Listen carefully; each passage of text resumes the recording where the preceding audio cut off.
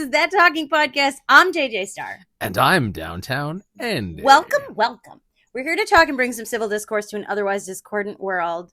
How are you? How you doing?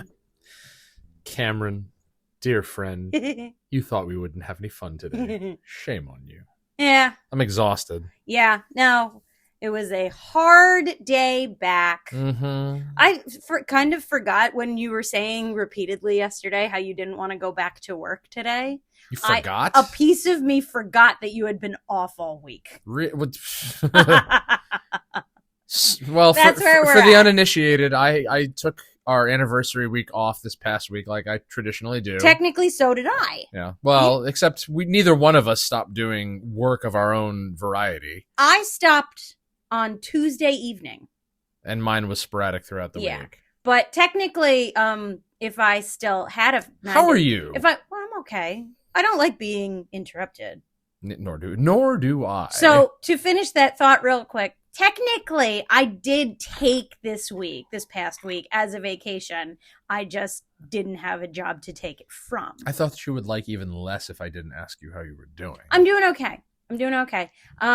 I've been being considerate. Let me tell you, I'm at the point where I'm trying very hard not to be like pissed off. I like that we're just constantly adjusting too. It's like I almost never adjust. Let's do this. It's gonna be the whole episode. Anybody listening on audio is gonna have no idea what we're doing. So, it's been 2 weeks of me trying to get in touch with the same doctors that I've been trying to get in touch with, and I'm just like I got so fed up. They must not know the rules. Yeah, especially Rule 3. But the rules that we have here in the bubble are nothing, no judgment, nothing personal, and don't be a dick. 3 rules for the sake of civility. 1, 2, 3. That's right. That's completely what wrong. Language was that? I don't know. Listen, if Bam can make up his own language, so can I. What do you want to talk about? What do I... You said you wanted to talk about something. What do you want to talk about? What do I want to talk about? I want to talk about brakes. Let's talk about brakes. You want to talk about pumping the brakes? No. Well, I mean, we can talk about all kinds of brakes, but for now, we're going to be taking some breaks, and I'm going to start with this podcast. Bye. No. It's just me, folks. Hi there. What are you, Freddie Boom Boom Washington? Sometimes. Hi there. We want to talk about brakes. I've been talking about brakes for days now. You've been talking about brakes longer than that. I took a break of sorts today because... in the midst of my catching up on podcasts, I was like, you know what? I'm gonna delete some apps. I'm gonna delete some social media apps and keep them off my phone. Hopefully for longer than I, plan to. You taking a break from social media? I'm not taking a break from social media. Listen, I would love to take a break from social media, but as you have mentioned, I can't do away with it altogether. No. As much as I would love to at times. No, alas, the bulk of our industries' advertising exists purely at this point on social media. If word of mouth were still a thing, I'd get rid of social media in a heartbeat. But unfortunately, word of mouth is not a thing anymore. Word of social is the thing now, because if you want someone to know about something, you don't tell them about it. You show them their Instagram. I mean, this all started because I want to take a break from my, my secondary business, my, side hustle selling. I want to... That's because people's douchey. I have dealt with 4 complaints in the last, week and a half. Ugh. People and not even about your attitude, is it? People complaining that they're not getting their their stuff, which is out of my hands at this point. People returning things because they didn't like the way I packaged them and claiming that they arrived broken, but then telling me in personal messages that there's nothing wrong with them. Stupid. So they're all liars. Dumb. And I'm just like, why? I don't even need to do this. I don't need the chump change. Like, it's just, this is something I do as a borderline hobby at this point. But did you ever really enjoy it? Yes. And you don't anymore? When I get bombarded with complaints, or when I get people telling me they didn't get their stuff, it's like, it gets very frustrating and demoralizing. Is that the right word? Demoralizing is a good word. Because it's like, I try to do right by all. I've said this in past podcasts. I try to do right by all customers. And, the Postal Service, whom is my main gig, once a letter goes to the plant and goes to the machines, it's out of my hands. I've tried to explain that to people several times too. Especially if it's so I send a lot of my business out through just regular, what they call snail mail. Okay. And do they still call it that? Dad was calling it that, but anyway. That was something that came, for anyone who's not, just a sidebar real quick, for anyone who's unaware of what snail mail is, that term was sort of came into use when electronic mail became the new way to send messages to people. And for those who are not aware of what electronic mail is, it's email. You're adorable. Go on. I don't like. See, I didn't stop you there.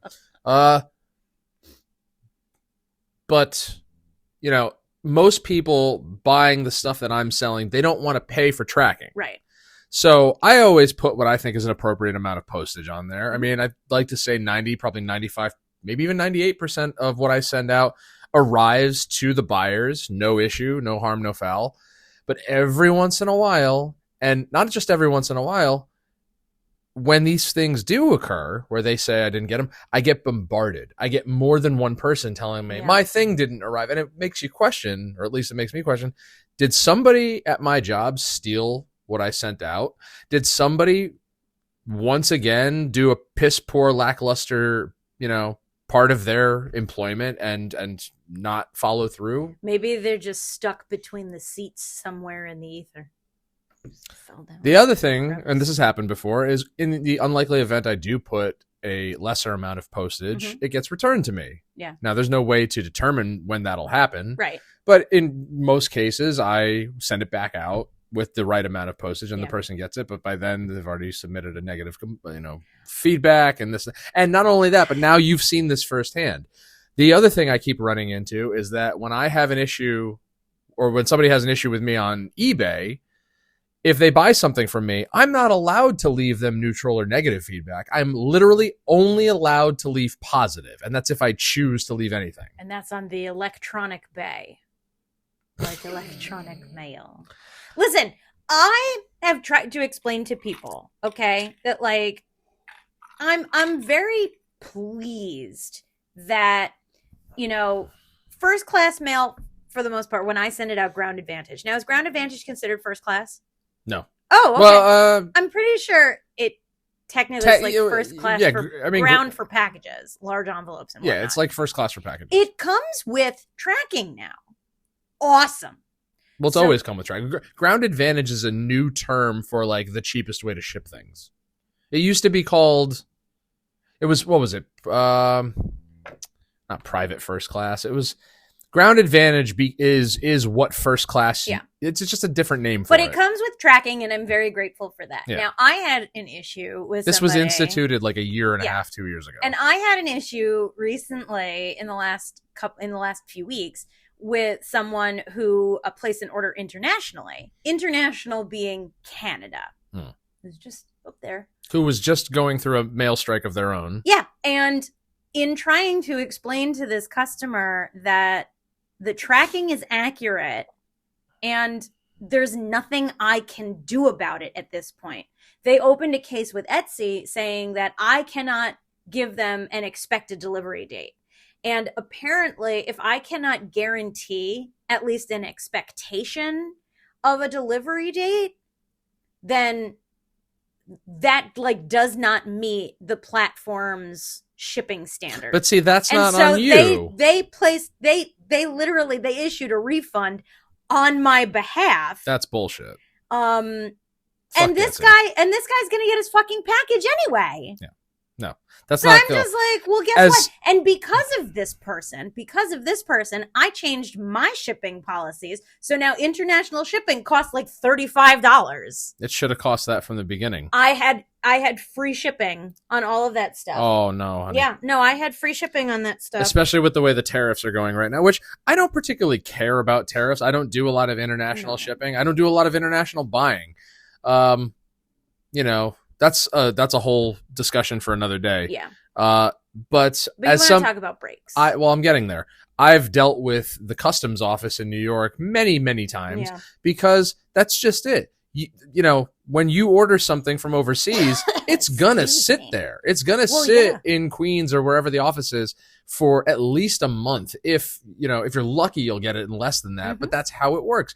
Because you have no idea how much stuff they're going through. You have no idea how much stuff is just sitting there waiting to be processed. Yeah. You have no idea how understaffed that building probably is. And you also have no idea how inadequate a lot of those people probably are at their jobs, as evidenced by everybody I've ever complained about in professional settings.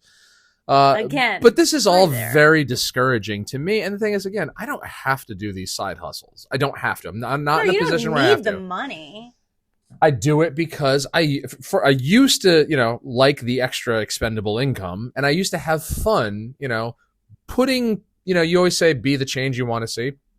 I liked putting positive things out into the world, giving people what they want, sometimes taking a hit on shipping, offering free shipping and things like this. Like, I don't need this stuff. It's just, let people buy it who want it and let them get it at a fair price. Because again, I'm not getting rich doing this stuff. Right. It's a hobby. But when these things pile up, it's just like, I really just don't want to do it anymore. And so I've learned to take frequent breaks. Yeah. I've learned to just put my thing on mute. Of course, that always leads to my inventory being all shuffled around and me getting into arguments with their staff over what's in my inventory versus what's not. People being able to buy things I've taken out and not see things that I've put in. Yeah. I've been fighting TCG Player with that for the last month now. But all these things just adding up, and it's like, I don't need this headache, and I don't deserve it. So, I will either take my business elsewhere, or I will just put it on pause. Are you gonna be? You and we've talked about this at length privately, but I know, but I think you talk about taking these breaks and everything, and I feel like now I love you. I love you too. I feel like the rage that you would typically direct towards your side hustle, towards eBay and TCG and the customers with their complaints and their bullshit. I feel like the rage that you would typically direct in this direction needs to go somewhere. It's not going towards you. Well, I don't think it's going to go towards me. And it's not going towards our listeners. I'm a delight. Where do you think? You also are a delight. Well, my question is, what's going to happen to it? It's going to be non-existent. But see, when you say you want to take these breaks and everything, I feel like you feel like it's going to be like a weight lifted off. But I feel like you get extra bored. Where was I directing my rage between May and... Well, I'm pretty sure May and July. I think you just dumped it all on work. I think, but I feel like maybe if you don't have a distraction, like what is your distraction going to be? Like if you have this downtime now, what are you going to do with it? Well, that's just it. I mean, packaging up stuff and selling it doesn't take a whole lot of time. No, but it is one of those things that you'll do like first thing in the morning. So that led me to my other decision today, which was I'm not going to say which, but I took a social media app off of my phone. I was going to take more, but I do. And this is the thing that pisses me off. Like back in the day when I first got texting, like I wasn't, that's back when we weren't using social media apps on our phones. Mm-hmm. We texted people, we called people. And then if we were communicating with them through Facebook or AIM or whatever, it was on the computer, in our rooms or whatever. Right. But, there was dedicated time for computer use. Now it's like you're keeping in touch with everyone but it's spread out across Instagram, Messenger, Snapchat, TikTok, you texting, email. It's like, and that bothers me because it's just like, why can't I communicate with everybody in just one setting? Because I don't text everybody through messages. I don't text everybody through Messenger. I don't text everybody through Instagram. I don't text everybody through email. It's all spread out and it's all annoying because some people are geared towards one versus the others. I have tried to impress upon you several times that one of my biggest pet peeves is seeing a messages badge on my fucking Facebook Messenger app. I don't use it. Which is why I stopped sending them to you. I don't use it. I don't like opening it because once you open it, then everyone sees that you've been active And they think that it's okay to start messaging you like you're going to check it at some point. Oh, I've never had an issue and with I'm that. like, oh, Lord. I'm like, literally, the only people that I am okay receiving Facebook messages from are your nieces. They're the only one. And that's just until they get phones.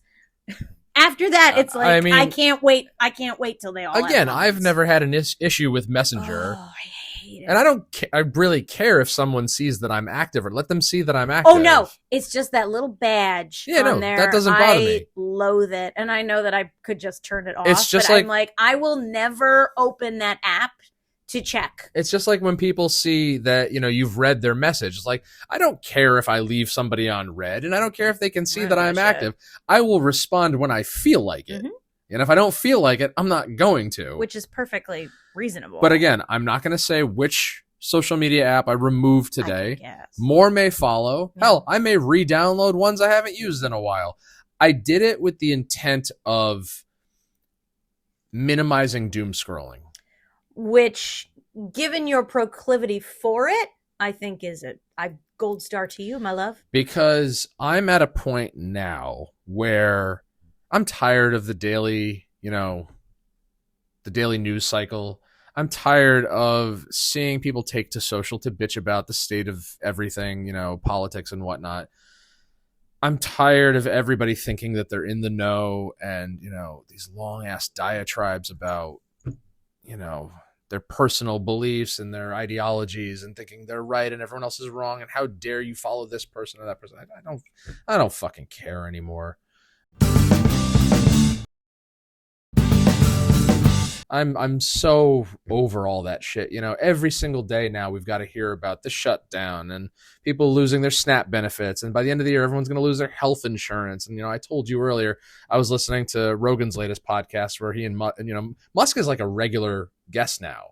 And it's actually kind of interesting to me to listen to them go back and forth about, space stuff and car technology and improvements. It's interesting.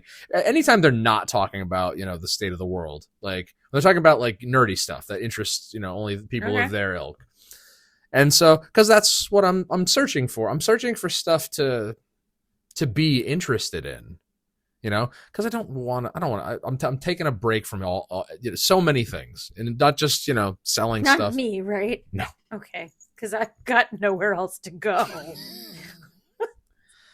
Don't you see? I mean, you see the value in that, right? Absolutely, I see the value. You've seen how heated I've gotten over certain like political things. You get heated anytime you feel that someone is doing something wrong. Yeah. Period. Doesn't matter what it is. And it doesn't. You will get up in arms. And about it doesn't matter what I say or what I think. No. People are going to post what they want to post. Yes. They're going to feel how they want to feel. Correct. And I'm tired of getting aggravated. I'm tired of watching my friends and my relatives get aggravated and fight amongst each other about this dumb shit that they seemingly, really have no control over. Mm-hmm. Yeah. Well, I've said that for years. That, everyone... This is the thing about social media, and I understand, again, the habit of not even doom scrolling, but like the mindlessness of it. That, it's a time suck, basically. Every human being is at some point or another tumbling down that rabbit hole. Doesn't matter what it is. You're gonna waste time doing this. Okay? Period. And that's all well and good. And I understand the benefit of taking a break from something like that.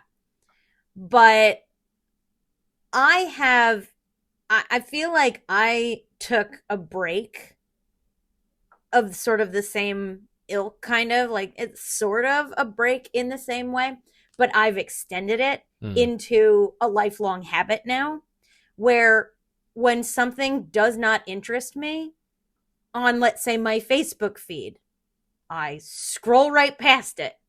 I don't stop to read it. It doesn't matter who wrote it. It doesn't matter what attachments are included and everything. If I am just not in the mood, I scroll right past it. But here's the thing. You scroll right past it. At what point do you say, I'm done scrolling? Does it become more difficult to put that, stop to it? Because realistically speaking, if we're just sitting there and we don't have anywhere to be or anything, and we're scrolling and scrolling, we're obviously searching for something better. Like if there's something we're intending, like if we're just passing stuff, it's like, okay, where's the next thing that's going to trigger my interest? Yeah.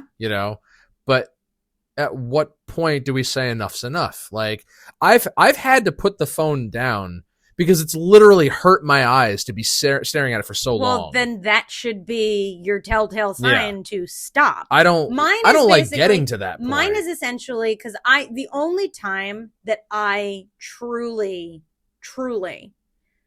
scroll through social media, sometimes Facebook, usually Instagram, rarely at this point TikTok.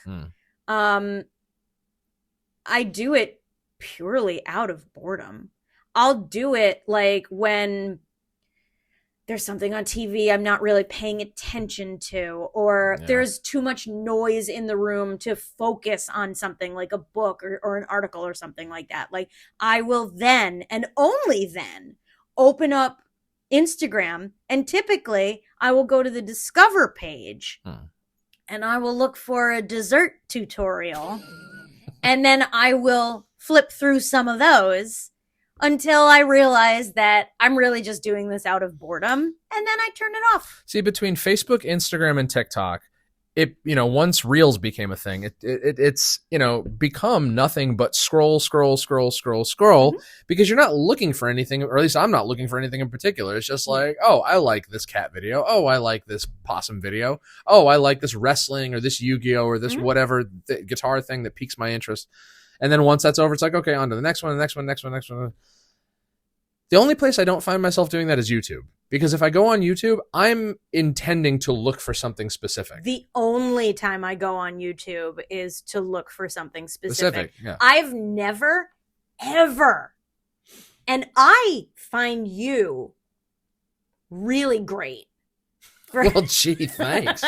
I find you really great in that you are the only human being I can pinpoint who I have ever actually witnessed scroll through those recommended videos on YouTube.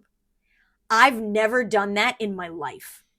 But what are you talking about? They recommend things to you, recommended for you, and you will scroll through it to see, well, yeah, like new episodes of stuff that you've watched before and related videos and this, that, and the other thing. And I have watched you scroll through it looking to see, well, what is YouTube recommending? Maybe something will pique my interest. I've never done that in my life, ever.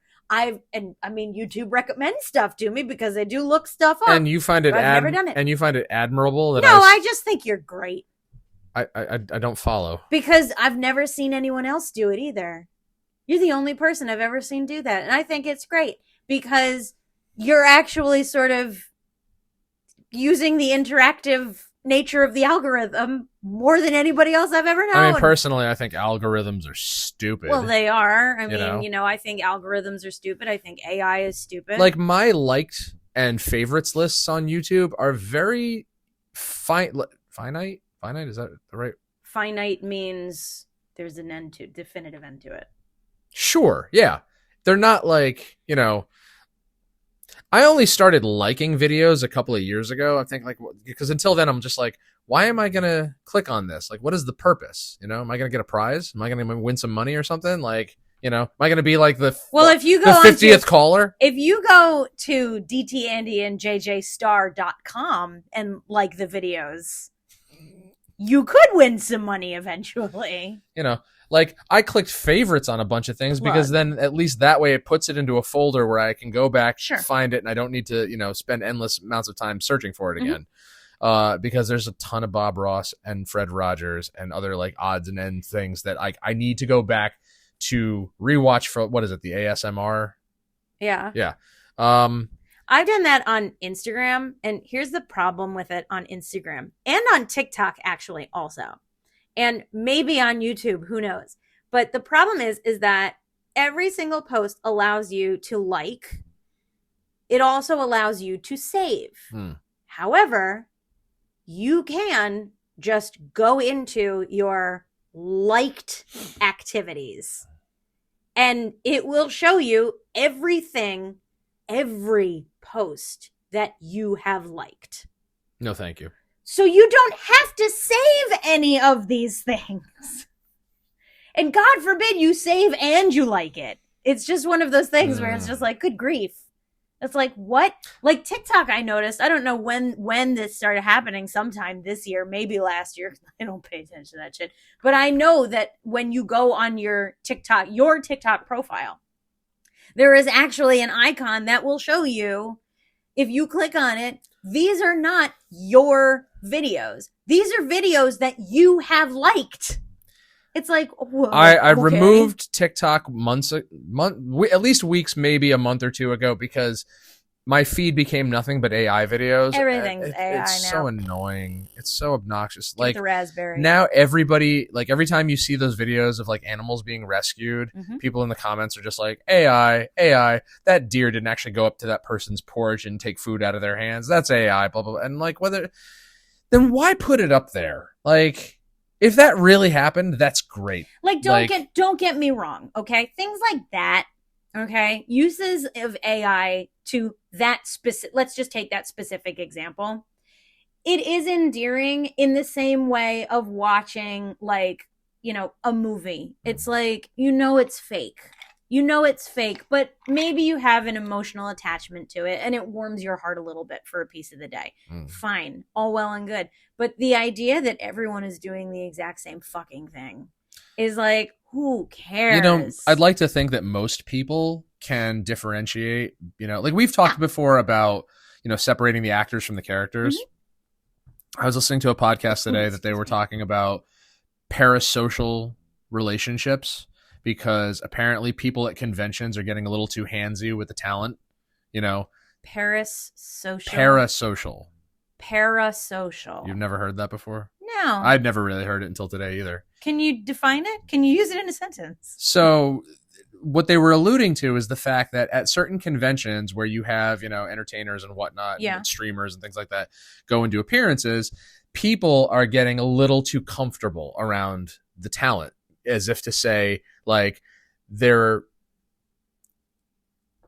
touching them. They're touching them. That's the extreme. But they're believing that these people are a lot like closer to the fans than they actually are. Okay.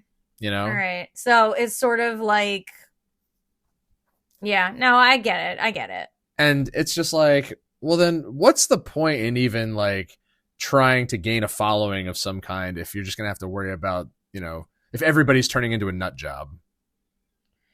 Well, I think that, I don't know where it stems from, but I mean,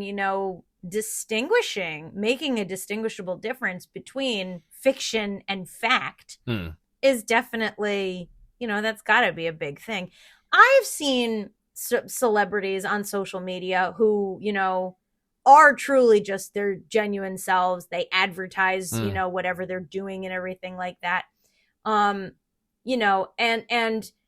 I think that a part of that maybe is them trying to be like, I'm actually a person. I'm not the person you think I am. I'm not the character. I'm not, I have a reality to myself kind of a thing. And I think that not enough people are into it. Well, I'm glad you mentioned that, because so that podcast was after the latest episode of Rogan's podcast. And, they went for 3 hours, because they'll go at length and talk about everything. And they got to this point where they're talking about like death threats and accusations. And they're just like, you're terrible people and blah, blah, blah. And, talking about being insinuated that he and Trump and people of their ilk are evil and they need to be assassinated or they need to be taken out or this, that, and the other thing. Yeah. It's just like, he's like, I've been around Trump. He's not evil. Elon Musk said that Trump, quote, is a product of his time. He is. And that makes way more sense than anything else that's been said about the man. Like, at the end of the day, he's a human being. Musk is a human being. Rogan's a human being. They're all human beings, like, right? Yes. I mean, to my knowledge.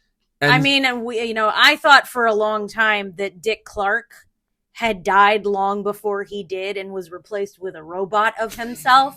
So I won't guarantee anything because I'm not a doctor, but I'm going to presume, yes, they're all human beings. Like, it makes me wonder, is there this social contagion going on where, the up and coming generations can't separate fact from fiction? Like, I don't think it has anything to do with the separation of fact and fiction. I think it's just mob mentality. I think that, if enough people say it, it must be true. Or if enough people see it on social media. Yeah. Or if it's passed around enough. I think that if enough people, especially in your circle, if enough people in your circle, your family, your age group, because, I feel like if everyone must believe it. And if you don't believe it, what kind of an idiot are you for not believing it? Duh, everyone believes it. Because then that got me to start thinking, eventually, when we're older than we are now, people could just as easily say we're products of our time. If we don't concur with the societal norms of 20 years from now, 30 years from now, whatever it is. If I don't concur with the societal norms now. Fuck them. But, it makes it all the more easier for people to be dismissive of our feelings and our opinions and the way we want to do things because, we're products of our time. Maybe by the time we get up there, people themselves will have disclaimers, like the way that episodes of DuckTales come with a disclaimer. Or all the old Disney movies. Yeah. And it's just it's they're going to put disclaimers on this podcast. What is fucking wrong with just being a product of your time? We've been watching reruns of All in the Family. Okay? And I can't believe that they're getting away with. We found it funny when we were kids. I can't believe we watched it when we were kids. Oh, I can. I can't. I used to listen to Grumpy Old Men as an adult and be like, I can't believe that this was the movie that I watched constantly. What I can't believe is that people are unable to just acknowledge the fact that it's a product of its time. Yeah. And that the things that they're saying are in the context of humor. Like, it's not funny to repeat racial slurs or homophobic slurs or sexist slurs, anything like that. But it's part of the context of the setting and the joke they're trying to set up. Like, something that Kevin Smith said a long time ago really stuck with me because he was talking to a fan at a Q&A and he goes, don't you... What? Was it Kevin Smith who was talking about seeing Mel Brooks on an elevator? Maybe. But this is important. He said, this girl was talking to him about Chasing Amy and Banky. Right. And he goes, don't you understand that we put these words in the mouth of the guy who's always wrong? Mm-hmm. Like, didn't you get that? Like, you can't take it all that seriously because we purposely made this guy say all the dumbest shit to illustrate the point that he's misinformed. I mean, we did an entire episode earlier this season about Mel Brooks movies. Yes. And the idea of social satire and pushing the envelope for the sake of, passing along a more significant message. And I think that goes to speak to it a little bit. The idea that not everything needs to be taken seriously. Like, I'd like to think that at least in the mid-70s, people were smart enough to know that Carol O'Connor was not Archie Bunker. That they were smart enough to separate I'm sure that man from that character. I'm sure that in the late 70s, people could separate Carol O'Connor from Archie Bunker, but the question is, did they? That's just it. It's one of those things. Have you ever seen Stephen King's Apt Pupil? No. Okay. Ian McKellen, I know, is not a Nazi. But he played a damn good one. Like, well, he'd be the worst one ever.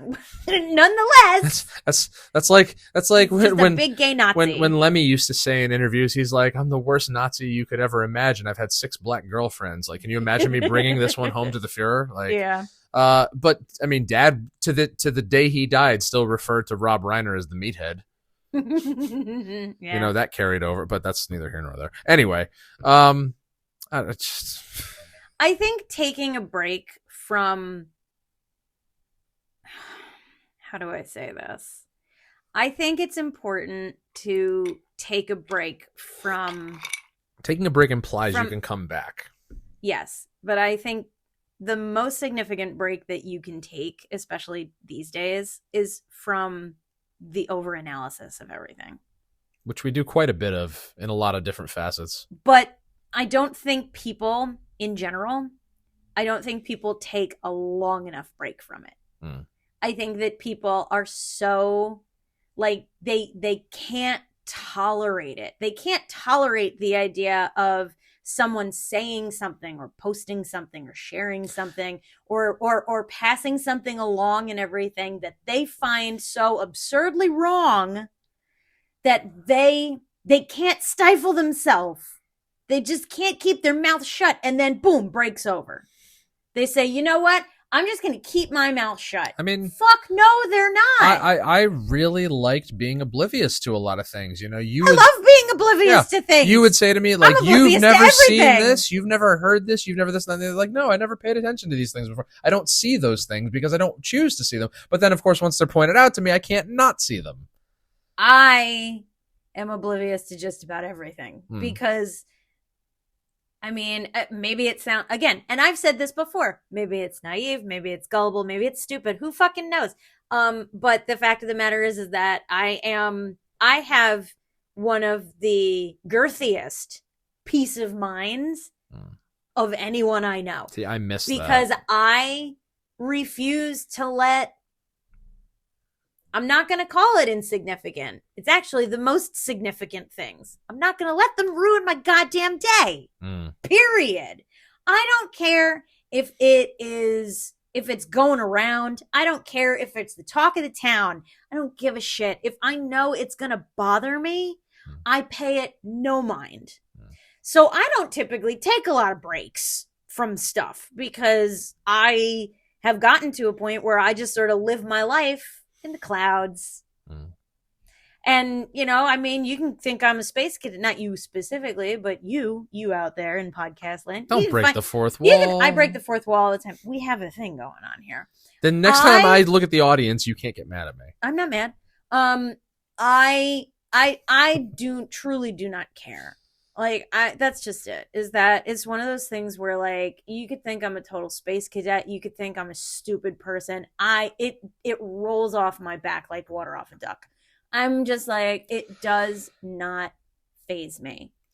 I have embraced this mentality so that I wouldn't have to ride the roller coaster. I'm very even keeled for the most part. Things bother me and I vent about it and then I'm over it. You know, like, we witnessed, you know, the over analysis just the other day. Around Halloween, they released a 20th anniversary video that Bam and company made about the making of the Lost Boys video for the 69 blah, Eyes. blah, blah, blah, Lost Boys. Nobody's going to know what that means. It doesn't matter. It's out there now. And within minutes, YouTube took it down because there was blotted out nudity. And then they're just like, ow. Your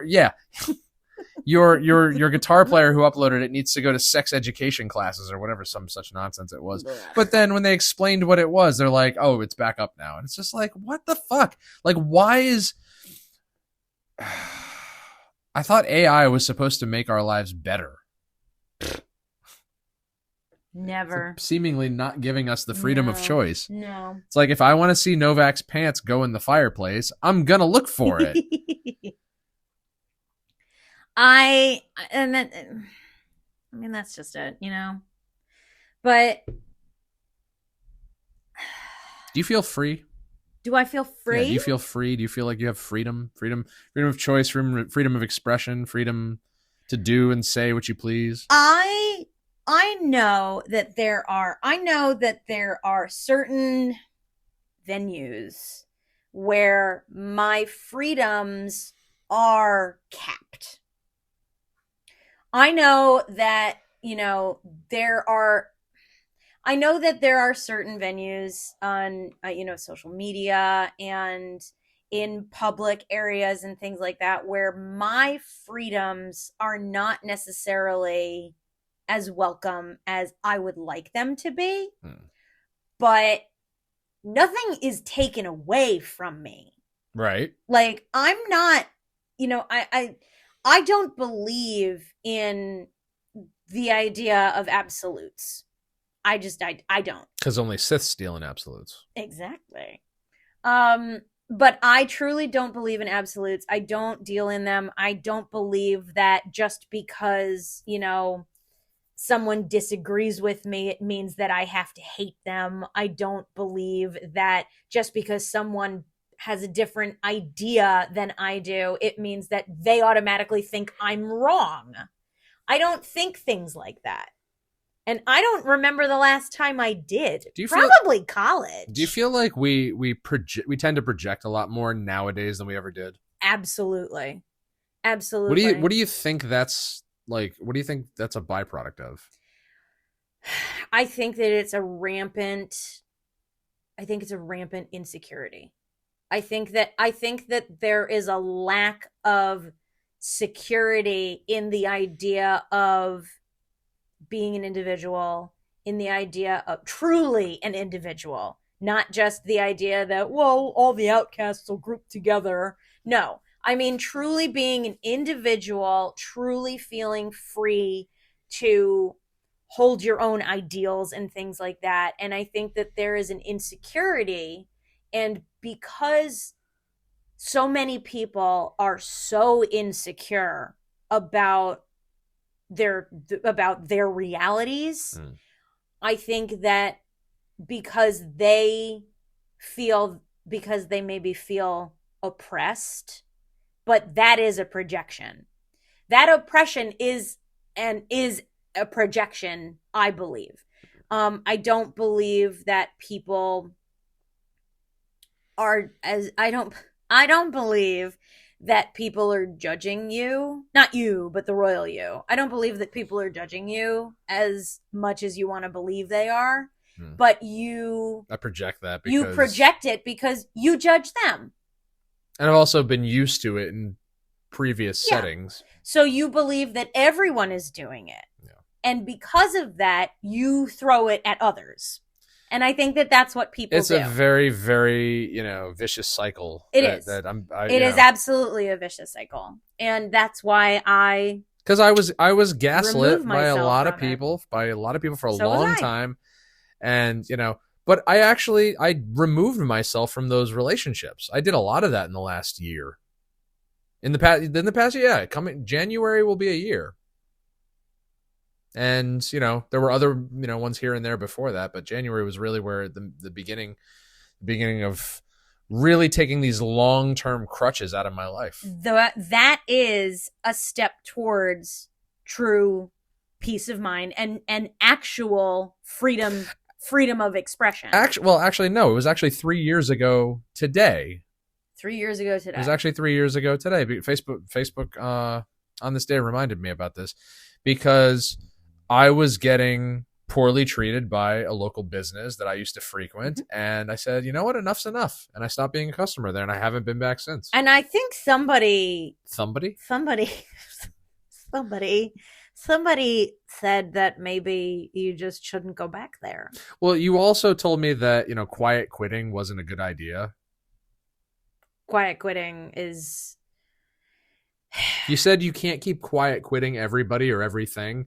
And I tried to dissect that in my brain and be like, am I really, or am I just removing myself from bad situations? Like, it's doing nobody any good for me to continue complaining.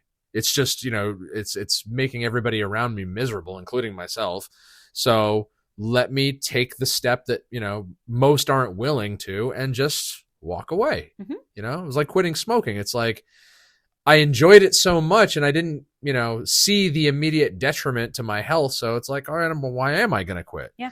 And the more time that went by, it's just like, all right, I know this is no good for me. No good for me, my wallet, my lungs, my family. I don't need this anymore. And actually, later this month will be 3 years since I did a lot of things 3 years ago. Later this month will be 3 years, no cigarettes. Well, good for you. Good for you. Yay. Hey.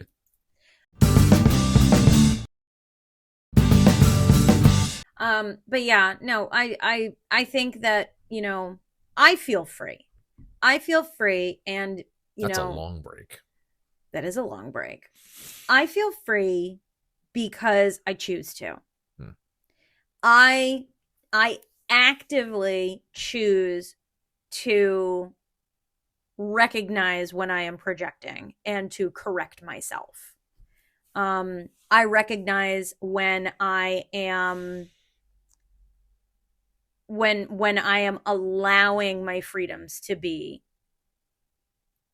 not taken away, because you can't take freedom away from people. Even though people try to. No, people think that people are trying to, but the fact of the matter is that your freedoms can never be taken away. That's just a fact. All you can do is give them away. Think about that one. All right, people. But I truly feel free because I know that I have the self-awareness to keep myself in check. I don't need other people to do it. So I don't let people do it. Period. Instagram still don't want me to show my titties. Okay? Fine. I work around it. It is what it is.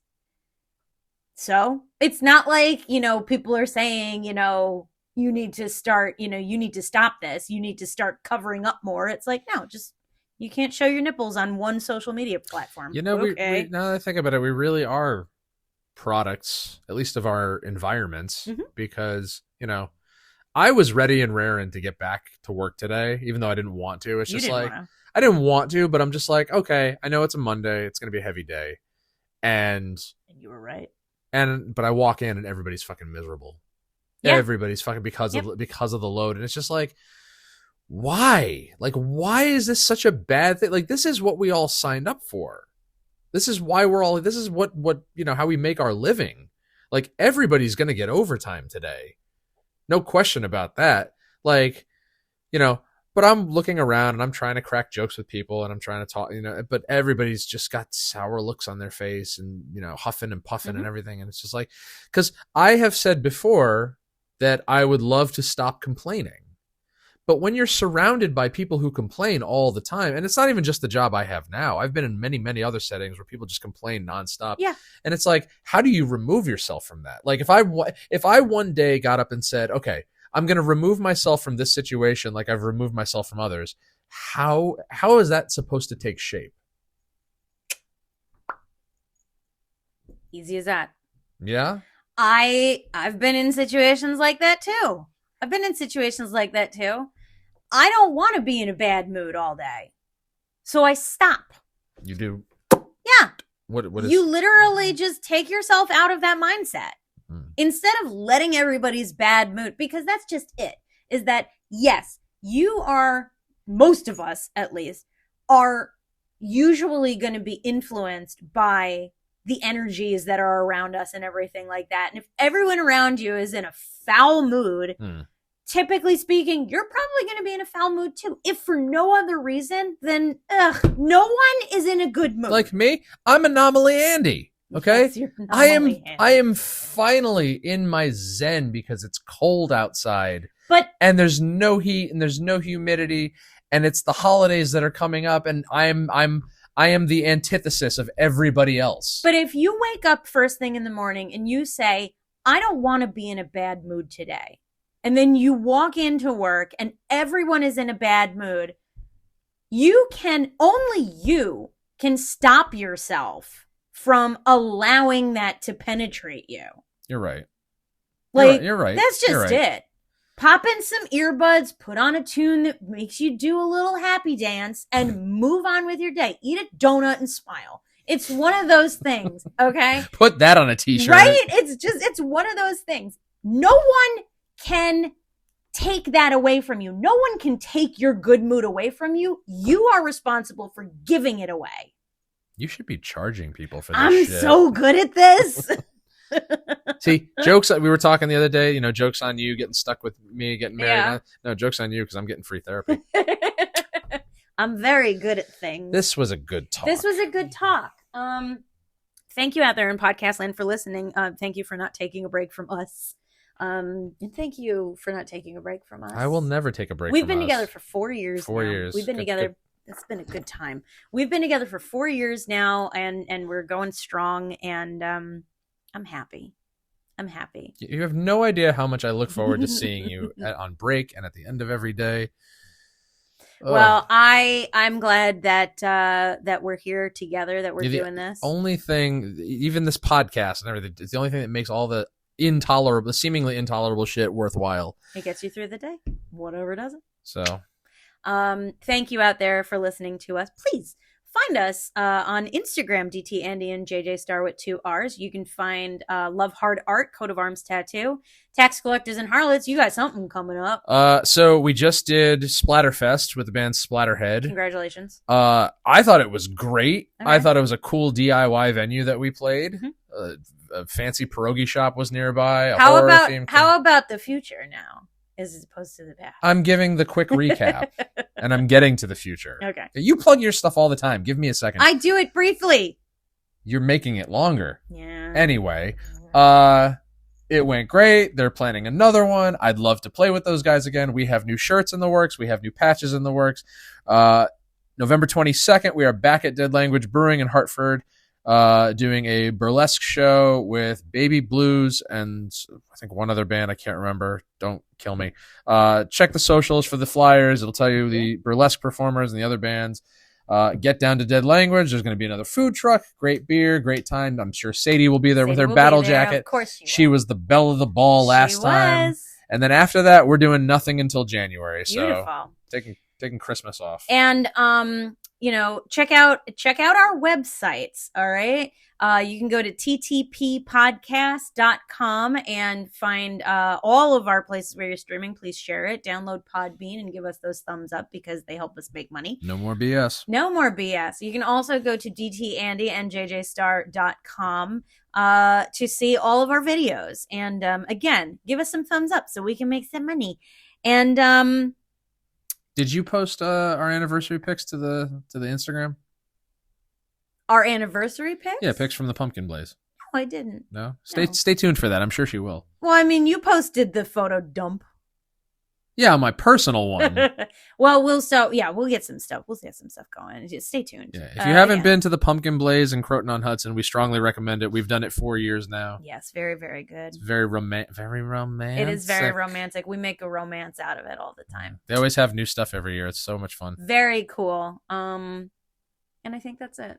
That's it for now. That's a lid. Just in time for all of our cameras to die. And from the 3 of us at That Talking Podcast, I'm JJ Star. And I'm Downtown Andy. We'll talk to you later.